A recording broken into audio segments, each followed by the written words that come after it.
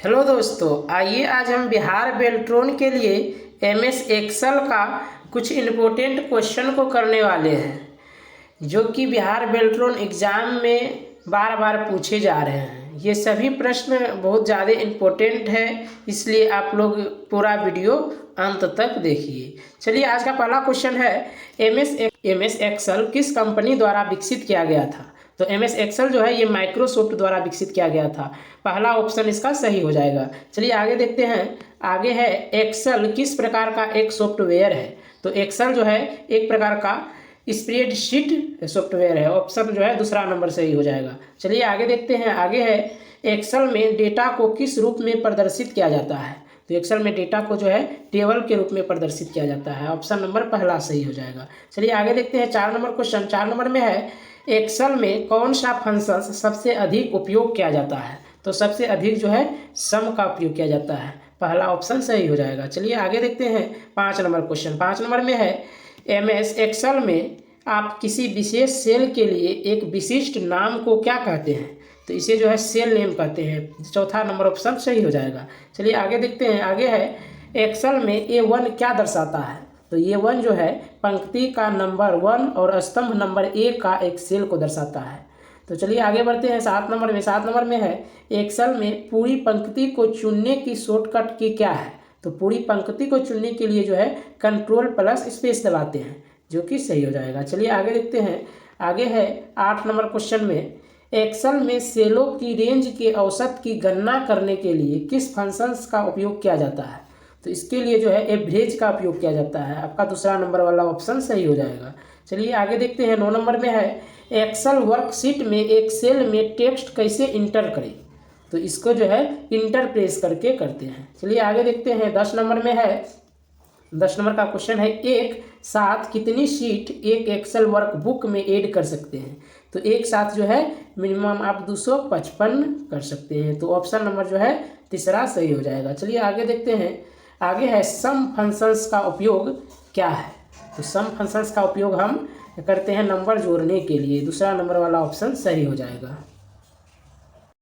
12 number question है हमारा परिभाषा के अनुसार एमएस एक्सेल क्या है। तो परिभाषा के अनुसार जो है एमएस एक्सेल एक प्रकार का स्प्रेडशीट टूल है। ऑप्शन नंबर जो है सी सही हो जाएगा। चलिए आगे देखते हैं। आगे है 13 नंबर क्वेश्चन सेल रेंज को जोड़ने के लिए एमएस एक्सेल में कौन सा ऑपरेशन उपयुक्त है।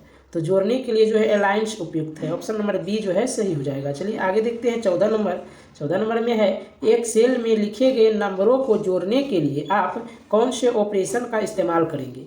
जोड़ने के लिए जो है हम जो है सम का उपयोग करेंगे। ऑप्शन नंबर ए सही हो जाएगा। चलिए आगे देखते हैं। 15 नंबर क्वेश्चन। 15 नंबर में है एक सेल में लिखे गए नंबरों का औसत निकालने के लिए आप कौन से ऑपरेशन का इस्तेमाल करेंगे। तो औसत निकालने के लिए जो है हम इस्तेमाल करेंगे एवरेज का। ऑप्शन नंबर सी जो है सही हो जाएगा। चलिए आगे देखते हैं। 16 नंबर क्वेश्चन डाटा को शॉर्ट करने के लिए एमएस एक्सेल में कौन सा टूल उपयुक्त है। शॉर्ट करने के लिए शॉर्ट टूल ही होता है। ऑप्शन नंबर बी सही हो जाएगा। चलिए आगे है 17 नंबर एमएस एक्सेल में वर्कशीट को पूर्णतः से मिटाने के लिए आप कौन सा कमांड इस्तेमाल करेंगे। तो इसके लिए जो है क्लोज का इस्तेमाल करेंगे। ऑप्शन नंबर सी जो है हमारा सही हो जाएगा। चलिए आगे देखते हैं। 18 नंबर में है एमएस एक्सेल में फंक्शंस कैसे दर्ज किए जाते हैं। तो फंक्शंस दर्ज करने के लिए पहले बराबर का इस्तेमाल किया जाता है। तो ऑप्शन नंबर ए जो है सही हो जाएगा। चलिए आगे देखते हैं।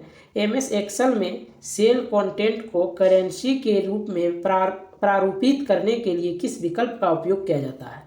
तो इसके लिए जो है करेंसी का उपयोग किया जाता है। ऑप्शन नंबर बी जो है सही हो जाएगा। चलिए आगे है 20 नंबर का क्वेश्चन एक्सेल वर्कबुक को सेव करने के लिए किस शॉर्टकट की का प्रयोग किया जाता है। तो सेव करने के लिए Ctrl+S का प्रयोग किया जाता है।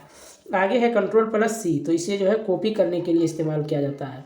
आगे है V, तो इसे जो है पेस्ट करने के लिए इस्तेमाल किया जाता है। और X को कट करने के लिए। चलिए आगे देखते हैं।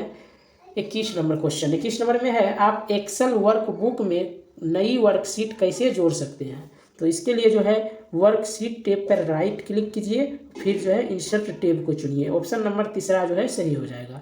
चलिए आगे है 22 नंबर क्वेश्चन। 22 नंबर में है एक्सेल में सेलों की श्रेणी में उच्चतम मान ज्ञात करने के लिए किस फंक्शंस का उपयोग किया जाता है। उच्चतम मान के लिए मैक्सिमम का उपयोग किया जाता है। ऑप्शन नंबर पहला सही हो जाएगा। चलिए आगे है 23 नंबर में है, आप सेल में किसी सेल के चारों ओर बॉर्डर कैसे लगाते हैं। तो एक्सेल में जो है किसी सेल के चारों ओर बॉर्डर लगाने के लिए हमको बॉर्डर टैब में क्लिक करना होगा, जो कि होम मेन्यू में रहता है। तो देखिए होम टेबल में बॉर्डर बटन पे क्लिक कीजिए, जो कि तीसरा नंबर में दिया हुआ है।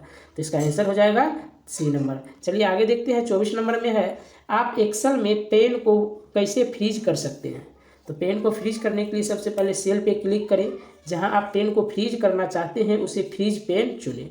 तो तीसरा ऑप्शन इसका भी सही हो जाएगा। चलिए आगे है 25 नंबर क्वेश्चन। 25 नंबर में है, MS Excel Microsoft Excel workbooks के लिए उपयोग किए जाने वाला फाइल एक्सटेंशन क्या है।